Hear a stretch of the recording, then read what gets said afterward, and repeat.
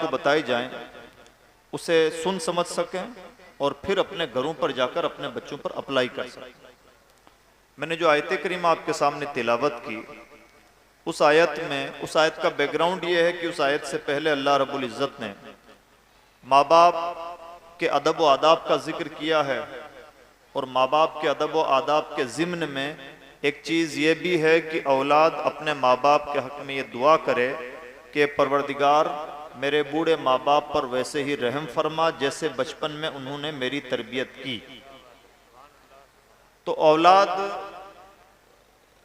के ऊपर माँ बाप के जो हुकूक आयद होते हैं उनमें एक अहम हक़ ये भी है कि औलाद बहुत कुछ करके भी शायद माँ बाप का हक़ कभी नहीं अदा कर सकती, इसलिए उनके हक़ में दुआ भी करे। दवा तो करती ही रहे, दवा के साथ दुआ भी करे, ये कुरान पाक ने हमें तालीम दी। अब इस दुआ के जो बोल हैं वो बहुत कीमती हैं।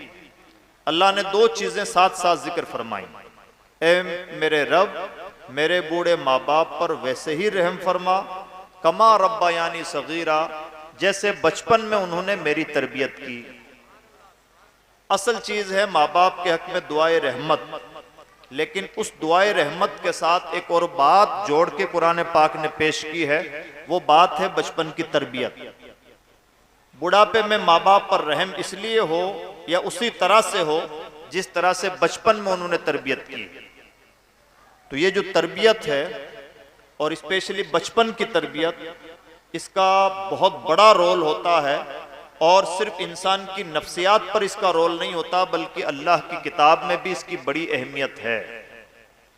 और असल बात यह है, कुरान ने लफ्ज इस्तेमाल किया सगीरा, बचपन की तरबियत। तरबियत जिस चीज़ का नाम है वो बचपन ही में होती है।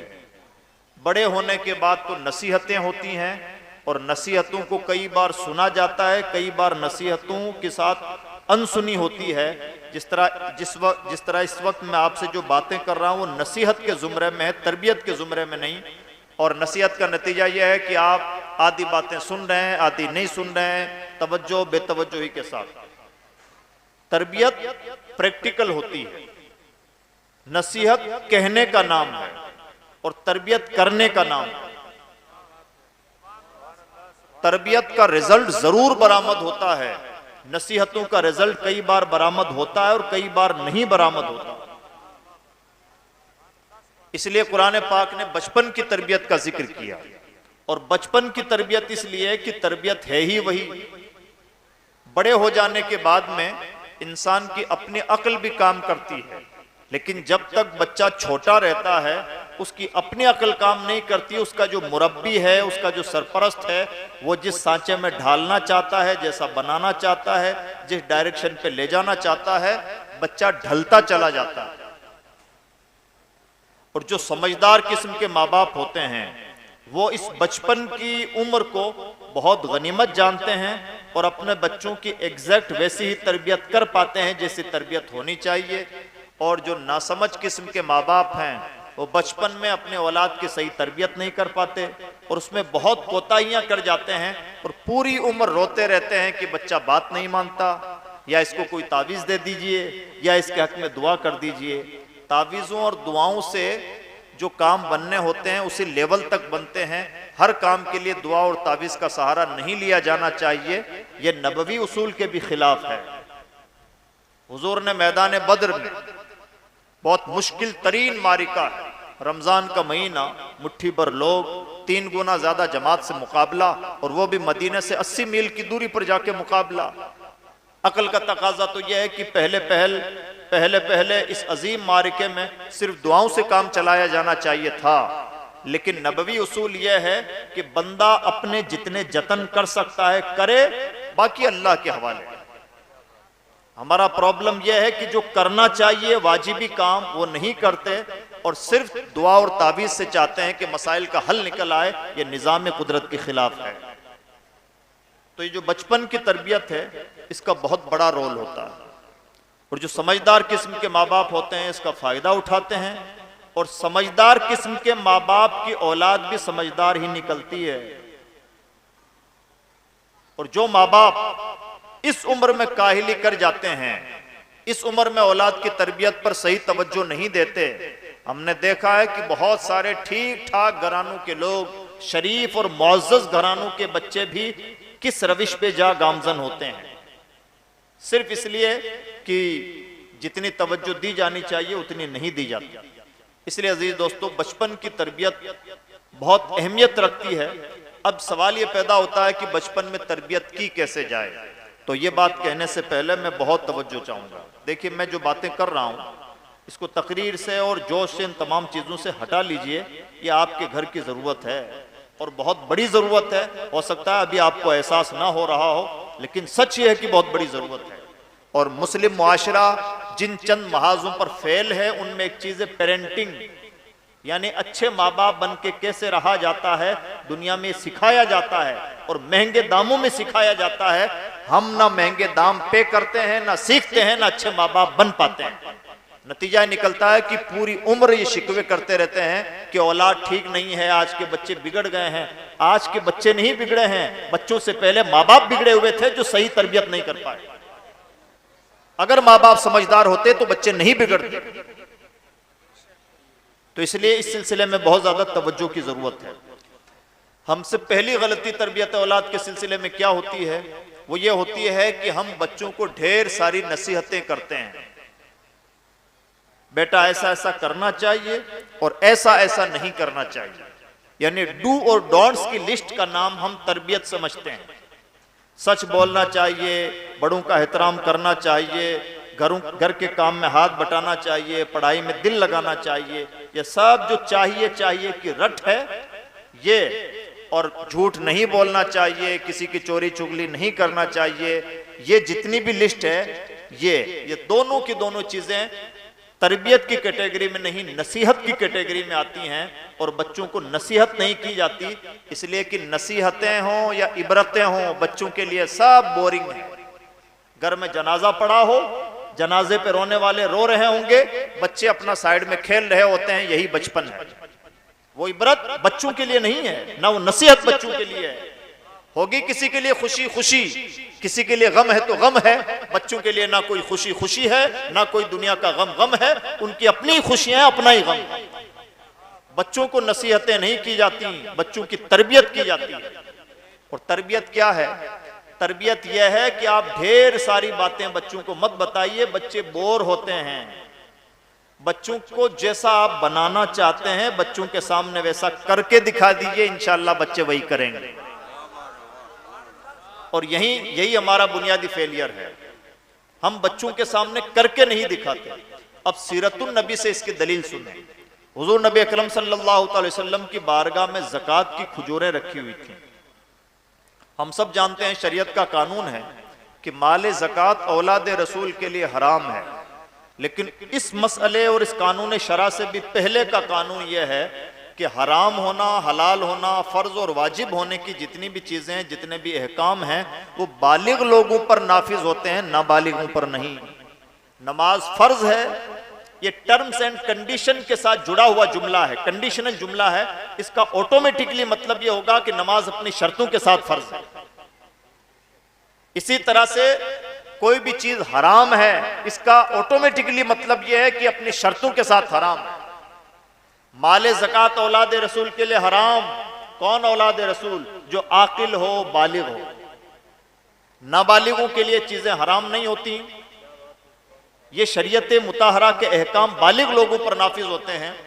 हुजूर के पास ज़कात की खजूरें रखी हुई हैं और हजरत इमाम हसन मुश्तबा, जिनकी उम्र बहुत छोटी थी, 2.5-3 साल की उम्र थी, बड़े लाडले, बड़े चहीते, उनके लाड प्यार के किस्से हम सब आए दिन सुनते रहते हैं।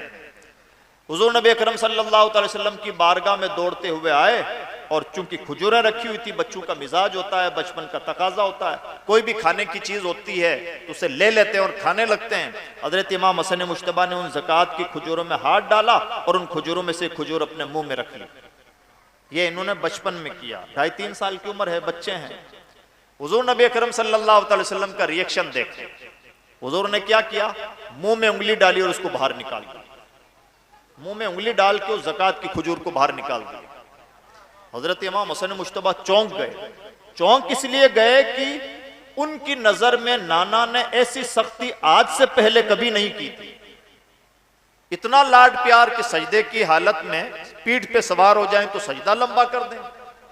सहाबा किराम से गुफ्तगू कर रहे हो, शहजादे आते हों तो पहले उन्हें रिसीव करते हैं और उसके बाद में अपनी गुफ्तगू का सिलसिला आगे बढ़ाते हैं। बेपनाह लाड प्यार इन्होंने देखा था, ये सख्ती कभी ना देखी थी।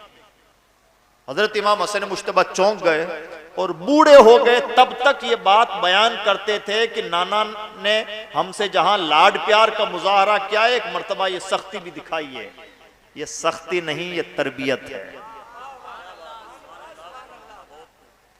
अगर रसूलुल्लाह उनसे ये फरमाते कि शहजादे ये माल ज़कात है, औलाद रसूल के लिए हराम है, तो शायद बचपन के जहन से ये बात फरामोश हो जाती, लेकिन उसी बचपन के जहन से बुढ़ापे तक ये बात भूली नहीं। क्यों? इसलिए कि रसूलुल्लाह ने नसीहत नहीं, तरबियत की थी। तरबियतें भुलाई नहीं जाती, तरबियतों का असर इंसान की गुट्ठी की तरह रच बस जाता है। नसीहतें नसीम मनसिया हो जाती हैं। शायद आपको याद नहीं होगा कि कल जो जुमा गुजरा है, आपके इमाम साहब ने आपको खुतबे के स्टार्टिंग के 10 मिनट में क्या कहा था। और हम तो वो लोग हैं जिन्हें हर जुमा को नसीहत की जाती है। हम नसीहतें सुन के कुछ ज्यादा ही ठेठ हो गए, हद से ज्यादा नसीहतें की गई और हमने हद से ज्यादा नसीहतें सुन के उन्हें नजरअंदाज करने का मिजाज बना लिया। और अब हसास किस्म की बातें भी हमारे लिए माना नहीं रखती। सोना पीतल सब एक भाव तुलता है, ये बेहिसी का आलम है और ये कसरत नसीहत का आलम है। सूफिया किराम का भी तरीक नसीहतों से ज्यादा तरबियत का है। तज़किया जिसे कहा जाता है वो करने का काम है, बोलने का काम नहीं। तज़किया बाबे तफील का एक वजन है, तजरिबा के वजन पर। इसका मतलब ही होता है अमलन करना, यानी सामने वाला करता है, मुज़क्की होता है, दिल की सफाई वो करता है, सिर्फ बातें नहीं बताता। बातें बताना ये आलिमाना तर्ज है, तज़किया ये सूफियाना तर्ज है। तज़किये के असरात मुरत्तब होते हैं, आलिमाना अंदाज कई मर्तबा क्या क्या गुल खिलाते हैं ये कहने की जरूरत नहीं। ये फर्क होता है तरबियत में और नसीहत में। तो हमसे पहली गलती यह होती है कि हम बच्चों को ढेर सारी बातें बताते हैं और हम कहते हैं कि हम अपने बच्चे को ये भी सिखा रहे हैं, ये भी बता रहे हैं। हम जो भी सिखा रहे हैं और बता रहे हैं, अगर सिखा रहे हैं तो ठीक, बता रहे हैं तो नसीहत। सिखा रहे हैं तो हो सकता है कि उसके नताइज बरामद हो, बता रहे हैं तो हो सकता है कि उसके नताइज ना बरामद हो। इसलिए बच्चों को बताने से ज्यादा सिखाने की जरूरत है। और सिखाने का क्या तरीका होता है? सिखाने के लिए प्रैक्टिकल करना होता है। जैसे एक मिसाल से समझें, हमें अपने बच्चे को नमाजी बनाना है। बच्चे की उम्र 8 साल 9 साल की हो गई। अब शरीयत के तकाज़ों के मुताबिक हम उसे नमाजी बनाना चाहते हैं, तो सीधा सादा उसूल है, बच्चे को बहार शरीयत में नमाज की फजीलतें पढ़ के मत सुनाइए कि इतनी नमाज की फजीलतें हैं, और ना ही बच्चे को ये बताइए कि नमाज ना पढ़ने की ये वईदें हैं और ये सजाएं हैं। बताना चाहें कुछ मामूली बातें बता दीजिए, लेकिन बचपन का तकाजा है कि ये पूरी बहस भी हजम कर जाइए, वक्त आने पे बताइएगा। और ये पूरी बहस भी इस वक्त इग्नोर कीजिए। इस वक्त तो आप बच्चे को नमाजी बनाना चाहते हैं, तो सीधा सा फंडा यह है कि जब नमाजी बनाना चाहते हैं, बेटा उठो और मैं वजू कर रहा हूं तुम भी वजू करो, और चलो अब मैं जिस तरह से नमाज पढ़ रहा हूं तुम भी नमाज पढ़ो। यह है प्रैक्टिकल नमाज सिखाने का तरीका। कहेंगे, हो सकता है कि बच्चा पूरी जिंदगी कहने के बावजूद नमाजी ना बने, और बच्चे से करवाएंगे और खुद करेंगे। करवाना एक काम और करवाने से भी पहले खुद करना ये दूसरी बड़ी जिम्मेदारी। ये है तरबियत। सूफिया यही करते हैं, और उनका तीर, सूफियों का तीर खता नहीं करता। वो जितना चाहते हैं, अगर किसी ने बहुत तादाद में खुलफा तैयार किए हैं तो उन खुलफा के असरात भी वैसे ही महसूस होते हैं। अगर हजरत इमाम रब्बानी मुजद्दिद अल्फसानी ने बड़ी तादाद में खुलफा तैयार किए हैं, तो ऐसा नहीं है कि आपके खुलफा कहीं फेल हो गए हों, लेकिन बहुत लोगों ने बहुत उलमा तैयार किए, लेकिन उन्हीं उलमा का फेलियर रेशो हम देखेंगे तो तादाद बहुत बड़ी नजर आएगी। ये फर्क होता है तरबियत में, यानी नसीहत में और तरबियत में। इसलिए पहली कमी हमसे जो तरबियत के सिलसिले में होती है वो ये होती है कि हम ढेर सारी बातें कहने का नाम तरबियत समझते हैं। ये तरबियत नहीं है, ये नसीहत है, और नसीहत बच्चों के लिए होती ही नहीं। ये पहला काम। दूसरा काम तरबियत औलाद के सिलसिले में, कुछ बातें समझ में आ रही हैं? समझिए, इसको समझिए भाई, घर पे जाके कीजिएगा। हम जैसा बच्चे को बनाना चाहते हैं, प्रॉब्लम क्या है? बेटा सच बोलना चाहिए और झूठ की बड़ी बुराई है। और मोबाइल में हम कह रहे हैं जनाब अपने कस्टमर से बात करते हुए, आज तो मैं घर पे मौजूद नहीं हूं। आपको लग रहा है कि 3 साल का बच्चा कोने में खेल रहा है, और वो क्या समझता है? वो बच्चा है, अल्लाह ने उसे ज़हन दिया है, वो पत्थर नहीं है। वो 3 साल का बच्चा समझ रहा है कि सच के अलावा झूठ भी कोई चीज होती है, और झूठ की तालीम देने वाला नादान बाप उसे पहली बार उसका झूठ को तालीम दे रहा है। बच्चे सच्चे होते हैं, बच्चे झूठे नहीं होते। बच्चे सिर्फ मोहब्बत करना जानते हैं, बच्चे नफरत करना नहीं जानते। बच्चे चोरी करना नहीं जानते। नादान बाप सिखा देता है कि झूठ बोलना भी कोई चीज है। जाहिल मां सिखा देती है कि किसी की गीबतें करना और नफरतें करना भी कोई चीज होती है। बच्चे सिर्फ मोहब्बत करना जानते हैं, बच्चे सिर्फ सच बोलना जानते हैं। सोसाइटी और हमारा कल्चर हमारे बच्चों को बुरी बातें सिखा देता है। ऐसा थोड़ी है कि चोरी की बाज़ाब्ता ट्रेनिंग दी जाती हो कि जनाब इस चीज का नाम चोरी है, ये चोरी की डिफिनेशन है, इस तरह से चोरी की जाती है और इस तरह से झूठ बोला जाता है। बुराइयां सिखाई नहीं जाती, हम जो कर रहे हैं बच्चे सीख रहे हैं। हमारे बच्चे उर्दू बोलते हैं, क्यों? अरबी क्यों नहीं बोलते? और अरब में पैदा होने वाले बच्चे अरबी बोल रहे हैं, उर्दू क्यों नहीं बोलते?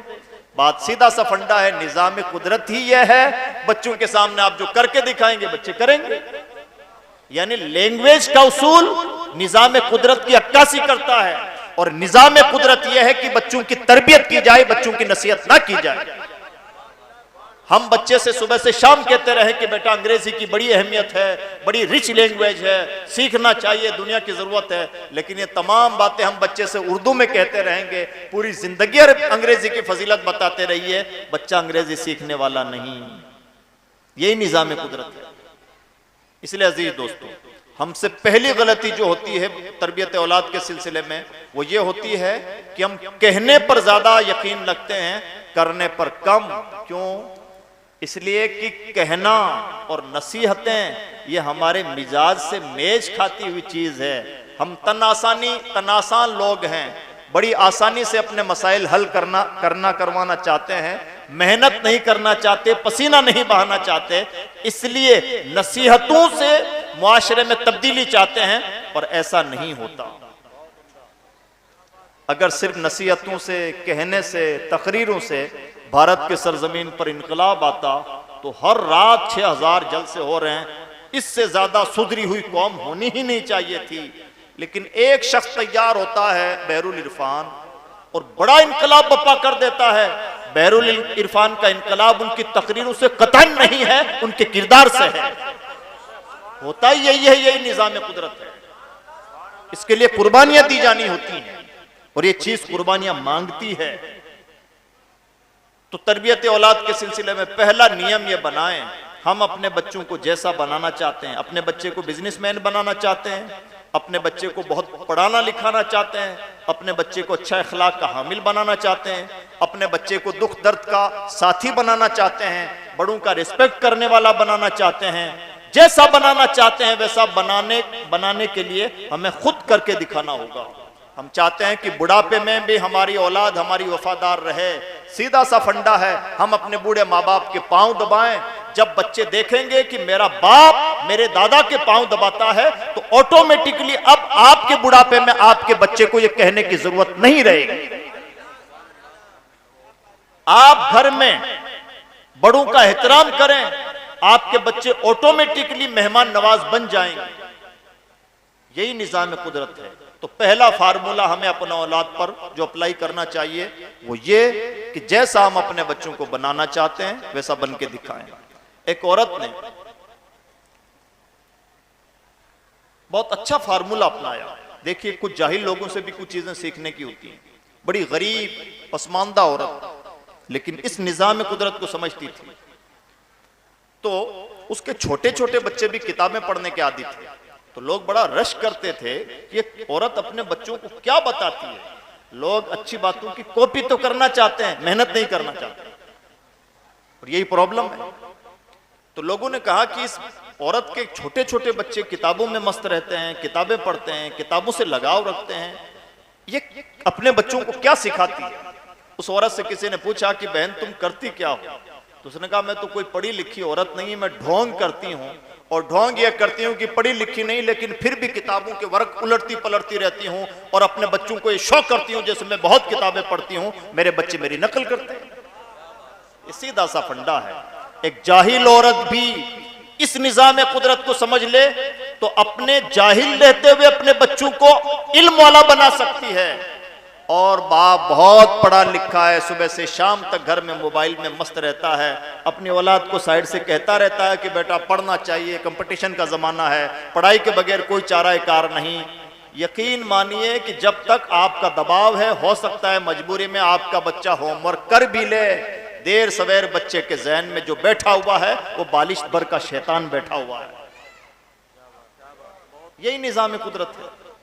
तो इसलिए जैसा घरों में माहौल बनाना चाहते हैं वैसा, जैसा अपने बच्चों को बनाना चाहते हैं वैसा घरों में माहौल बनाइए और बच्चों के सामने प्रैक्टिकल करके दिखाइए, एग्जैक्ट वैसा ही नतीजा बरामद होगा जैसा हम चाहते हैं। ये पहला फार्मूला हमें अपने घरों पर अप्लाई करना चाहिए। दूसरा फार्मूला, हर माँ बाप को जिसके भी बच्चे हैं, एक हों एक से ज्यादा हों, उंगलियों पे बच्चों की अच्छाइयां और बुराइयां याद होनी चाहिए। अल्लाह रब्बुल इज्जत ने हर इंसान को बहुत सारी खूबियों से नवाजा है, और हर इंसान में इंसान होने के नाते कुछ कमियां भी पाई जाती हैं। हर इंसान में कुछ अच्छाइयां कुछ कमियां पाई जाती हैं। माँ बाप को उंगलियों पे याद होना चाहिए कि हमारे बच्चे के अंदर ये 5, 7, 6 अच्छाइयां हैं और ये 3, 4, 5 कमियां हैं। जब अच्छाइयां और बुराइयां उंगलियों पे याद हो जाएं, और याद रखिए ये झटपट में चीजें याद होने वाली नहीं, बच्चों का मुताला किताबों के मुताले से ज्यादा सख्त है। बच्चों को समझने में बड़ा लंबा वक्त लगता है। कई बार इंसान अपने बच्चों को समझने में चूक कर जाता है और समझ नहीं पाता कि मेरे बच्चे का नेचर कैसा है, और जो अपने बच्चों को समझ ले वो कामयाब तरीन बाप हुआ करता है। मैं एक छोटी सी मिसाल दूं, नाराए तकबीर, नाराए रिसालत, उलमाए अहले सुन्नत।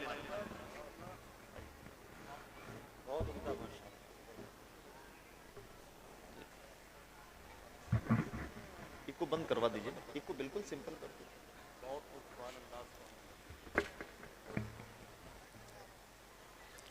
दुरूद शरीफ पढ़ लीजिए। अल्लाहुम्मा सल्ली व सल्लिम मुबारक व रहमत व रहम अला सय्यिदिना व शफीना व नबीना व हबीबना मौलाना मुहम्मद सल्लल्लाहु अलैहि वसल्लम। जब भी मुल्क में यूपीएससी का या किसी भी बड़े एग्जाम का रिजल्ट आउट होता है तो उस वक्त आप ये नोट करेंगे कि जो वीआईपी फैमिलीज होती हैं उनके बच्चों का सिलेक्शन ज़्यादा होता है। तो सवाल ये पैदा होता है कि क्या बड़े बाप के घर में बड़े बेटे पैदा होते हैं, या अमीर बाप के घर में, या सरमायादार या बिजनेसमैन, या मान लीजिए कि पॉलिटिशियन या किसी अफसर के घर में ज़हीन बच्चे पैदा होते हैं और गरीबों के घर में कमज़ोर कुन ज़हन बच्चे पैदा होते हैं। अल्लाह रब्बुल इज़्ज़त के निज़ाम में इस तरह की कोई अदम मुसावात नहीं है, बल्कि एक से एक कीमती हीरो हर जगह मौजूद होते हैं। सिर्फ उनके पोटेंशियल को पहचानने की ज़रूरत होती है। होता क्या है कि जो अपनी औलाद की तरबियत को लेकर के सीरियस होते हैं वो शुरू से लेकर आखिर तक अपने बच्चों की तालीम पर और तरबियत पर बहुत फोकस करते हैं, और क्वालिटी एजुकेशन पे फोकस करते हैं, काउंसलिंग पे फोकस करते हैं, बच्चे के पोटेंशियल को पहचानते हैं। नतीजा ये निकलता है कि वही बच्चे जब बड़े एग्जाम की तैयारी करते हैं तो उनका तीर एग्जैक्ट निशाने पे लगता है। गरीबी जुर्म नहीं है, जुर्म है अपने बच्चों की अच्छी तरबियत ना कर पाना। रात रात भर हम बाहर दुकानों पे और चौराहों पे बैठे रहेंगे और चाहेंगे कि हमारे बच्चे बड़े कीमती बने, ऐसा होता नहीं है। बच्चों को कीमती बनाने के लिए माँ बाप को कुर्बानियां देनी पड़ती हैं, और जो बड़े लोग हैं, विजनरी लोग हैं, जिनकी फिक्र में कुशादगी है, वो अपने बच्चों को भरपूर टाइम देते हैं, अपने बच्चों की इन छोटी छोटी सलाहियतों को निखारते हैं, बड़ा बनाते हैं। नतीजा निकलता है कि वो जिस तरह का ख्वाब देखते हैं उनके बच्चे ठीक वैसे ही बनते हैं। और इसी वजह से ये एक सर्वे है और सच्चाई है, सबसे बड़ी सच्चाई। यूपीएससी मुल्क का सबसे बड़ा और सबसे टफ एग्जाम होता है। जब उसका रिजल्ट बरामद होता है, आप उसमें नोट करेंगे कि आम तौर पर बड़ी जातों के लोग होते हैं, बड़ी जात बिरादरियों के लोग, अफसर लोगों के बच्चे, एकेडमिक दुनिया के लोगों के बच्चे, पॉलिटिशियन के बच्चे, पढ़े लिखे और सरमायादार लोगों के बच्चे उसमें नजर आते हैं। गरीबों के बच्चे उसमें बहुत कम नजर आते हैं या नीचे नजर आते हैं। क्यों? रीजन मालूम है? इसका रिसर्च बेस्ड रीजन यह है कि गरीब इंसान कई मर्तबा अपनी औलाद की तरबियत पर वो तवज्जो नहीं देता जो उसे देनी चाहिए। ये चूक हो रही है। नतीजा क्या निकल रहा है? नतीजा निकल रहा है कि बड़ा और बड़ा बन रहा है, अफसर का बेटा अफसर बन रहा है, बड़े आदमी का बेटा बड़ा आदमी बन रहा है, और छोटे आदमी का बेटा बड़ा भी बनता है तो कहीं कहीं शाज़ व नादिर और बड़ा बनने के लिए उसे उनके मुकाबले में कहीं ज्यादा मेहनत करनी पड़ती है, सिर्फ घर का माहौल अच्छा ना होने की वजह से। इसलिए अपने बच्चों की अच्छाइयों को पहचानें और बुराइयों को भी पहचानें। अच्छाइयां, मिसाल के तौर पर हम एक एक्सपेरिमेंट कर सकते हैं घरों पर। जब हम सुबह अपने बच्चों को उठाते हैं तो हम एक बात नोट करेंगे, किसी बच्चे को उठाइए, झट से उठ के बैठ जाता है, कोई सुस्ती का मुजाहरा नहीं करता। और कुछ बच्चे ऐसे होते हैं कि आप उन्हें उठाइए, आनाकानी, करवटें बदलना, बहानेबाजियां करना, 5 मिनट 10 मिनट, यहां से उठ के वहां लेट गए, ऐसा होता है ना। ये कोई आसमानी बात नहीं, हर घर की कहानी है। इसी तरह से हम बच्चों के जहन में हम बच्चों में ये बात नोट करेंगे कि कुछ बच्चों का दिल बहुत छोटा होता है, अपनी कोई चीज किसी को देना नहीं चाहते, और कुछ बच्चों का दिल बहुत बड़ा होता है। आप उनसे कोई भी चीज मांगिए तो झट से अपनी चीज दूसरों को दे देते हैं। ये छोटा दिल और बड़ा दिल, ये भी फितरी सलाहियतें हैं बच्चों की। कुछ बच्चे हैं कि पढ़ाई में बहुत दिलचस्पी है, और कुछ बच्चे वो हैं कि पढ़ाई से बहुत दिल चुराते हैं। तो ये जितने भी बच्चों के अंदर अच्छाइयां पाई जा रही हैं, इनको भी माँ बाप को एहसास होना चाहिए और उंगलियों पे मालूम होना चाहिए, और जो कमियां पाई जा रही हैं वो कमियां भी उंगलियों पे याद होनी चाहिए। यह है पेरेंटिंग का हिस्सा, ये हमारा होमवर्क है। माँ बाप होने के नाते माँ बाप का होमवर्क है कि उन्हें अपने बच्चों की अच्छाइयां और बुराइयां उंगलियों पे याद हों। और जब अच्छाइयां और बुराइयां याद हों तो अब क्या करना है? अब सुने। जो अच्छाइयां हैं, साइकोलॉजी ये कहती है कि उन अच्छाइयों को प्रमोट करना चाहिए, उन अच्छाइयों को बड़ा बनाना चाहिए और उनका ढंढोरा पीटना चाहिए।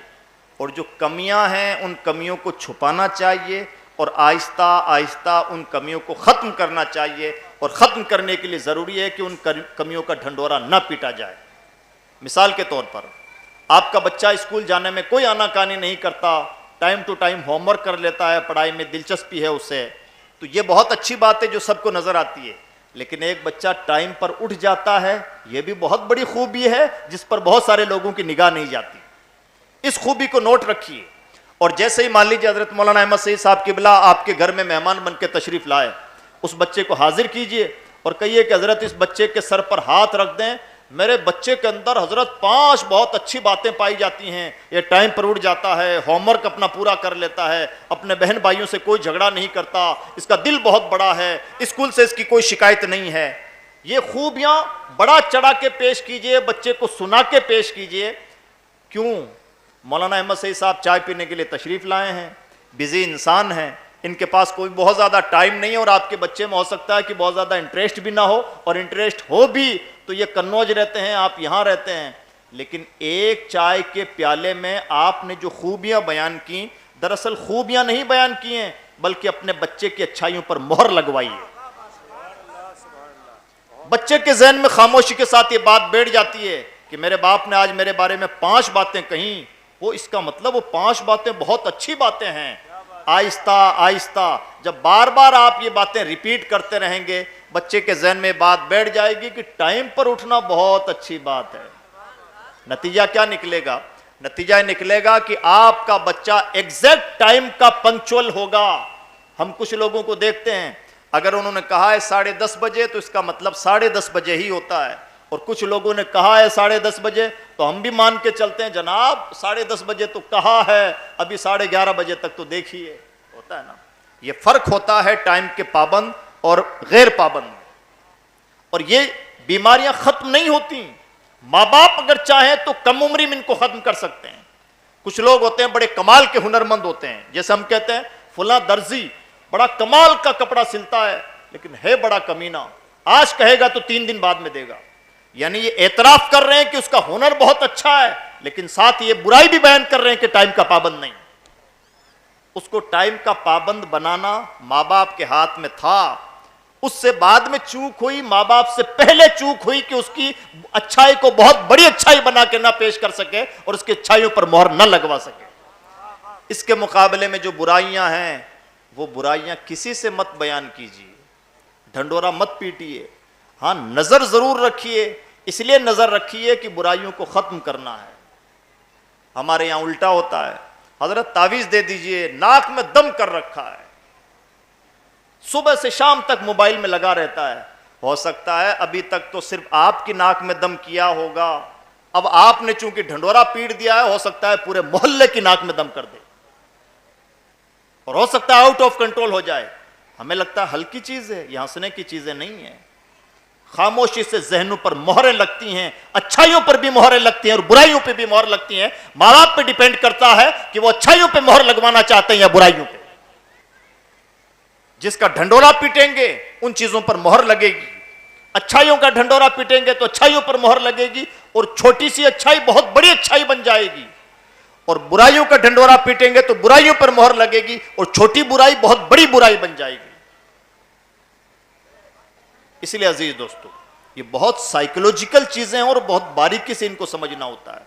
अब तीसरा फंडा, जब हमने पहचान लिया कि बच्चे के अंदर ये अच्छाइयां ये बुराइयां हैं, तो अब करना क्या है। अब इनका असल तावीज करने का तावीज यह है कि जो बच्चे की बुराइयां हैं, अच्छाइयों को तो बड़ा बनाना है, और बड़ा बनाने का तरीका बार बार उनकी तारीफ कीजिए, एप्रिशिएट कीजिए, ताकि वो बड़ी बने, बच्चे की पहचान बन जाए। ऐसा होता है, छोटी सी चीज बच्चे की पहचान बन जाती है। जैसे मान लीजिए बच्चे का दिल जरा बड़ा है, वो अपनी चीजें दूसरे को हदिया कर देता है, माँ बाप इसकी तारीफ करते रहे, हौसला अफजाई करते रहे, इसको बड़ा बनाते रहे। एक दिन ऐसा आता है कि पूरे इलाके में मिसाल दी जाती है, फुला हाजी साहब का दिल बहुत बड़ा और बड़े सखी आदमी है। और रातों रात सखी नहीं बने हैं, माँ बाप की समझदारी ने उन्हें सखी बनाया होगा। उल्टा भी होता है, जो बुराइयां हैं उन बुराइयों के साथ क्या करना है, बुराइयों के साथ यह करना है कि उन बुराइयों को आहिस्ता आहिस्ता काउंटर करना है। और ये बात बहुत सलीके से समझने की है, बहुत सलीके से समझने की है। आहिस्ता आहिस्ता कैसे काउंटर करना है, जैसे मान लीजिए कोई बच्चा टाइम पर नहीं उठता, तो ये एक प्रॉब्लम है, इसका ढंडोरा कभी मत पीटिए, लेकिन जहन में रखिए कि मेरे बच्चे का प्रॉब्लम यह है कि मेरा बच्चा टाइम पर नहीं उठता। अब ऐसा होगा कि जो बच्चा कभी टाइम पर नहीं उठता है, कभी कभार वो भी टाइम पर उठ ही जाएगा। मान लीजिए कि सर्दी का मौसम है, रात भर में बच्चे की नींद पूरी हो गई। आमतौर पर बच्चा 7 बजे 8 बजे उठता था, लेकिन तेज पेशाब लगा और 5 बजे उठ गया। हम भी जानते हैं कि बच्चा 5 बजे उठा नहीं, उसे मजबूरी ने उठा दिया है। लेकिन अगर माँ बाप के जहन में ये बात हो कि मेरा 5 साल का बच्चा टाइम का पाबंद नहीं है, वक्त पर नहीं उठता है, या सुस्ती और काहिली का मुजाहरा करता है, ये कमी पहले जहन में रखिए, महफूज रखिए, ढंडोरा मत पीटिए। और जैसे ही वो बच्चा एक्सीडेंटल तौर पर अचानक किसी वजह से 5 बजे 4 बजे 3 बजे 6 बजे उठ जाए, यानी टाइम पर उठ जाए, उसी दिन को उस बच्चे के लिए टर्न पॉइंट बना लीजिए और खूब ढंडोरा पीटिए कि मेरे लाडले के अंदर 5 बहुत अच्छी बातें ये पाई जाती थी। हाँ, मेरे बच्चे के अंदर एक छोटी सी कमी पाई जाती थी, वो ये है कि टाइम पर नहीं उठता था, लेकिन आज अल्लाह का शुक्र है कि वो कमी भी दूर हो गई। वाह वाह वाह, सुभान अल्लाह। आप भी जानते हैं कि कमी दूर नहीं हुई है। क्या बात बच्चा है, तेज पेशाब लगने की वजह से टाइम पर उठ गया था, वो तो पेशाब करने के लिए उठा था, आप कह रहे हैं कि टाइम पर उठ गया। लेकिन माँ बाप समझदार हो तो इस आपदा को अवसर में बदल सकते हैं। क्या बात है, वाह वाह वाह। इस एक्सीडेंट का भी फायदा उठा सकते हैं। लेकिन कौन फायदा उठा पाएगा? जो बहुत एडवांस लेवल के माँ बाप हों, बहुत समझदार हों, सब्र और जब्त वाले हों, कमियों को पहले जानते हों, फिर पहचानते हों, फिर उनको टारगेट करके रखते हों, फिर वक्त का इंतजार करते हों, और जब वो वक्त आ जाए तो भुनाना जानते हों। क्या बात है, वाह वाह वाह, सुभान अल्लाह। कुछ नहीं करेंगे। एक लफ्ज में बच्चे को निकम्मा कह दिया, एक लफ्ज में हद से ज्यादा हौसला अफजाई कर दी, कभी हद से ज्यादा प्यार दे दिया, कभी मारने लगे। इतनी डिसबैलेंसिंग के साथ बच्चों की अच्छी तरबियत नहीं होती। बहुत नाजुक काम है जनाब। ये माइक है, मैंने इसको टेढ़ा किया टेढ़ा हो गया, सीधा किया सीधा हो गया। क्यों? बेजान है, इसको कोई फर्क नहीं पड़ता, जैसा बनाने वाला बनाएगा बन जाएगा। बच्चा बेजान नहीं है, सब समझता है। हमें लगता है कि हम मोबाइल पे झूठ बोल रहे हैं तो बच्चा नहीं समझ रहा है। कुदरत ने उसे समझदार बनाया और आप उसे नासमझ समझ रहे हैं। यह आपकी नासमझी है।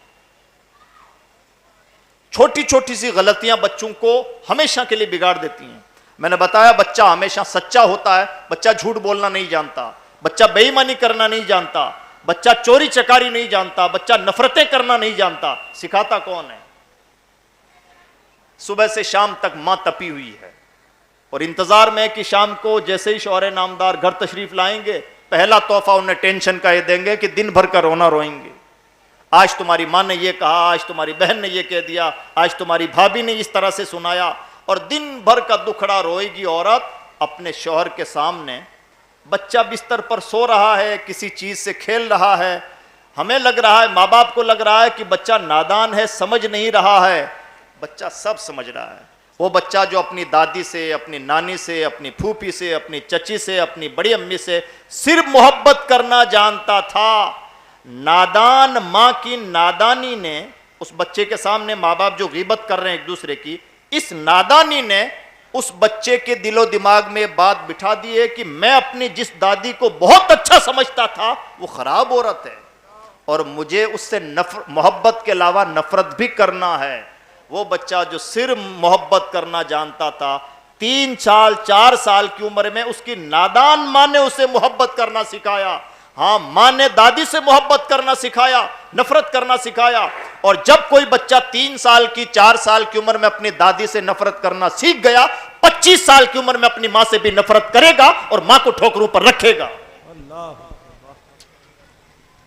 इमारत आहिस्ता आहिस्ता तामीर होती है, अच्छाइयों की इमारत भी, बुराइयों की इमारत भी। बच्चे अगर बिगड़ते हैं, आज अगर 25 साल के बच्चों से माँ बाप को शिकायत है कि बच्चे पढ़ाई करने के लिए नहीं जाते, हमारी बात नहीं मानते, हमारी खिदमत नहीं करते, तो जो बच्चा आज 25 साल का है, कभी वो 5 साल का भी था। 25 साल में आपको शिकायत है, 5 साल से बच्चे के मुतालिक आपसे शिकायत है कि आप उस वक्त कहां थे और अपनी जिम्मेदारियों को किस अंदाज से निभा रहे थे। ये गलतियां होती हैं और इन गलतियों का ताउम्र इंसान को खमियाजा भुगतते रहना पड़ता है। मैंने शजराती तौर पर कुछ बातें बताई, बातें बहुत कीमती हैं। मैं बार बार कीमती इसलिए कह रहा हूं कि एज ए पेरेंटिंग जब इन बातों को आप पढ़ेंगे ना, कई हज़ार का बिल पे करना पड़ता है, तब जाके गेट में एंट्री मिलती है। और यही हमारी नस्लों का बिगाड़ है। यही तरबियत ना होने की वजह से हमारी नस्लें आवारगी का शिकार हैं और हम हर तरह के जो आज प्रॉब्लम का सामना कर रहे हैं कि नौजवान नशे का शिकार हो गए, मुआशिके का शिकार हो गए, माँ बाप के नाफरमान हो गए। रातों रात तो नहीं हुए हैं। नौजवानों से जरूर शिकायत है, बदतमीजी है, उसे अच्छा नहीं कहा जा सकता, लेकिन उन नौजवानों से भी पहले उनके माँ बाप से शिकायत है कि उनको अगर पेरेंटिंग का ढंग होता, तरबियत करने का सलीका होता, आदाब तरबियत से वाकिफ होते, तो उनकी औलादे हाथ से न जाती। ये हमसे चूक हो रही है। हम चाहें तो इसका इलाज कर सकते हैं और न करेंगे, कोई और खमियाजा भुगते, उससे पहले हमें खमियाजा भुगतना होगा, अपने करतूतों की कमाई खानी होगी। मैं उम्मीद करता हूं कि इस सिलसिले में हम हसासी का मुजाहरा करेंगे और अल्लाह तौफीक दे तो नाम याद रख लें, पेरेंटिंग, पॉजिटिव पेरेंटिंग सीखें और अपने बच्चों को उसी नहज पर ढालें। इंशाअल्लाह अगर हमने इस नहज से अपने बच्चों की तरबियत की, तीर खता नहीं करेगा। अल्लाह रब्बुल इज़्ज़त की बारगाह में दुआ है कि परवरदिगार कहने सुनने से ज़्यादा अमल की तौफीक बख्शे। दौरान गुफ्तगू कोई बात खिलाफ़ शरा हुई हो, अल्लाह रब्बुल इज़्ज़त की बारगाह में तौबा करते हैं। नस्तग़फिरुल्लाह तआला व नतूबु इलैहि। ला इलाहा इल्लल्लाह मुहम्मदुर रसूलुल्लाह। अस्सलामु अलैकुम व रहमतुल्लाहि व बरकातुहू।